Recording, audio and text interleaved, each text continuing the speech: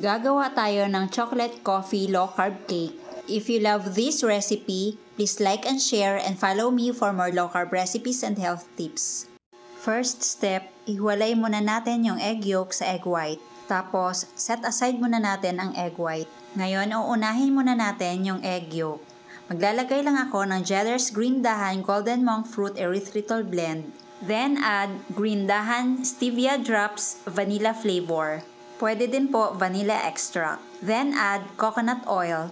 Next, all-purpose cream. Then mix well to incorporate all the ingredients. Ngayon, dito naman tayo sa mga dry ingredients. In a mixing bowl, put coconut flour. Then add Jetter's Green Dahan Natural Almond Flour and Green Dahan Lupin Flour, Green Dahan Baking Powder, cream of tartar, and pinch of salt. Then, mix well until well combined. Gamit ang hand mixer, ihalo na natin ang wet and dry ingredients. By the way, if you like this recipe, please like and share and follow me for more low-carb recipes and health tips. Ngayon, gawin naman natin ang egg white at maglagay lang tayo ng cream of tartar. Kailangan mag-form po tayo ng sobrang daming bubbles. Then, gradually add sweetener. Ang ginamit ko po ay Jetter's Green Dahan Pure Allulose Powder. Kailangan ma-achieve natin ang stiff peak. Try ko lang po baliktarin kung talagang hindi na siya gagawin. Pero wag nyo po itong gawin sa bahay kasi baka matapon, sayang. Ngayon, combine na po natin ang meringue at ang batter. Hatiin lang po ang egg white into 4 or 5 batches. Then prepare cake molder. Maglagay lang tayo ng parchment paper at ibuhos ang ating batter. Hinati ko po sa 3 ang butter kasi lalagyan ko po siya ng iba't ibang flavor. Yung isa mocha flavor at yung isa coffee. O depende po sa inyo kung anong paborito nyo. Or pwede din naman na vanilla lang. Para sa mocha flavor, ang nilagay ko ay Green Dahan Cocoa Powder and 1 stick coffee. Mix well to achieve a uniform mixture. Ang list of ingredients ay ilalagay ko sa last part ng video na ito. Ngayon, isalin na natin sa molder. Nauna na nilagay ko ang vanilla flavor, tapos coffee flavor, at ang pinakahuli ay ang chocolate flavor. Then bake at 170 degrees Celsius for about 40 to 50 minutes or depende sa inyong oven na gamit. At ito na po ang ating choco coffee cake. By the way, tinanggal ko na po lahat ng outer layer ng cake. Ngayon, hahatiin ko po ito into 3, tapos set aside muna. Ngayon, gagawa tayo ng frosting. Gagamit lang tayo ng unsalted butter. Whip lang po natin ito hanggang sa magiging very pale yellow. Then add Green Dahan Pure Allulose Powder. Tapos tuloy lang po natin ang pagwi-whip habang nagdadagdag tayo ng sweetener. Then add vanilla. Ngayon, maglalagay na po ako ng whipping cream or pwede din po all-purpose cream. Then, continue whisking until well incorporated. Baka magtataka po kayo while whisking, maghihiwalay po yung butter sa whipping cream or all-purpose cream. Pero hayaan nyo lang po, continue whisking hanggang sa mag-recombine po silang dalawa. Kailangan ma-achieve po natin ang smooth and stable consistency ng ating frosting. Ngayon, maghihiwalay lang po ako para sa ibang flavor mamaya pang frosting.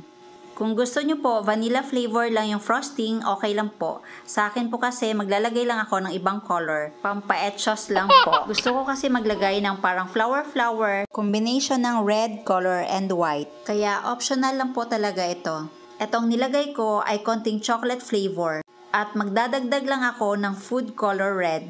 At mag-assemble na tayo. Maglagay lang ako ng konting frosting, parang paste kumbaga. At ilagay na ang first layer. Tapos frosting. Then second layer.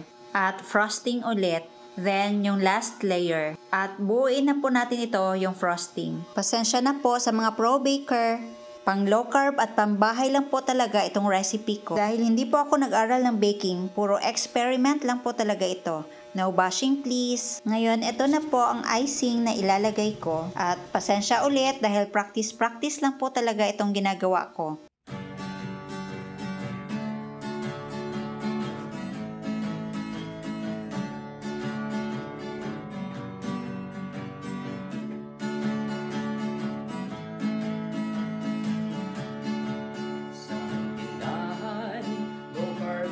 Sa inong letong matatagpuan. At ito na po ang ating Red Ribbon ISD Yellow Ribbon Chocolate Coffee Low Carb Cake. Ngayon, mag-plating na tayo.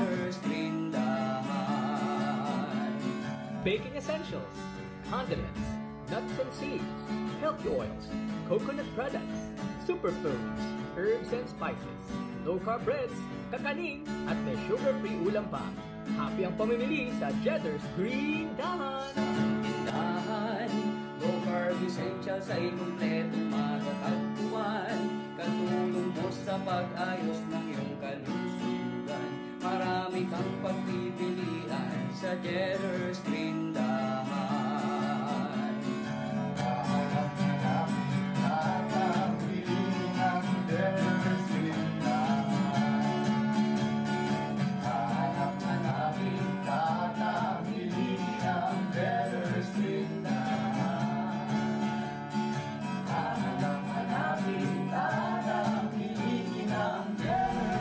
Tikman natin.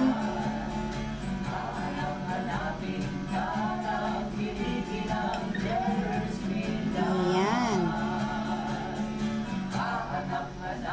Yung choco, yung coffee, and vanilla flavor.